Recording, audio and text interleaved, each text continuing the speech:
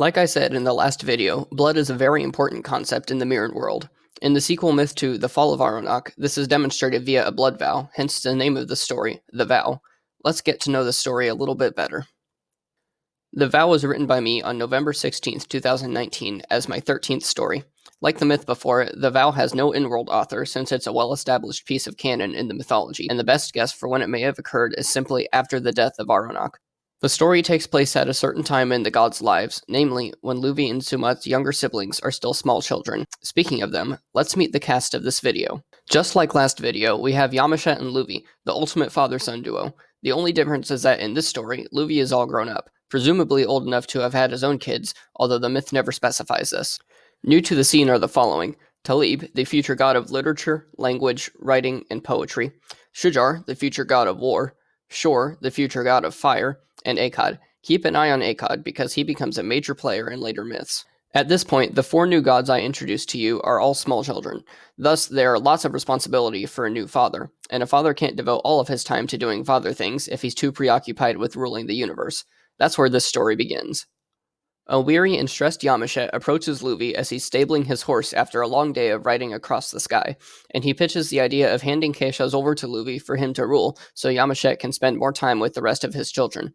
Luvi says he'll think about it, and the next day he returns to his father with a counterproposal, that yes, he will accept the position of King of Keishaz, but on the one condition that his siblings be allowed the same opportunity. He reasons this because if he were one of the younger ones, he might feel jealous, and he didn't want his brothers resenting him in the future. So, Luvi's solution is to switch off every 1,000 years. Sounds like a lot, and a lot can happen in 1,000 years, but remember these are immortal beings we're talking about.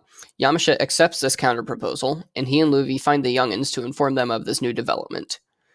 Luvi explains to them that, in time, they will rule over the world below them. Shujar, even though he's the equivalent of 7 or 8 at this point, asks how they can be sure the ruling god will step down when his time has come. Luvi thinks, then references his discovery out of the way of Ubejesh in the previous myth. He claims that the reason his blood dissolved the prison was because it was a lifeless, soulless place, and the material it was made of was incompatible with his blood.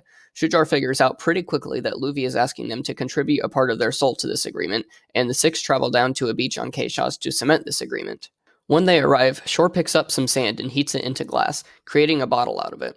Yamashet then takes the bottle, fills it with water, and places it between his sons. Shujar takes a knife from his belt and hands it to Luvi, and the children take turns releasing a few drops of blood into the bottle. The text makes note that the 4 oldest cut their left wrists, while Akkad cut his right wrist.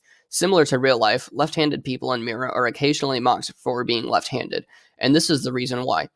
Akkad using his left hand while the others used their right hands cemented this view. It's still an unsolved debate whether Akkad's choice to cut the other wrist was an intentional rebellion or simply ignorance.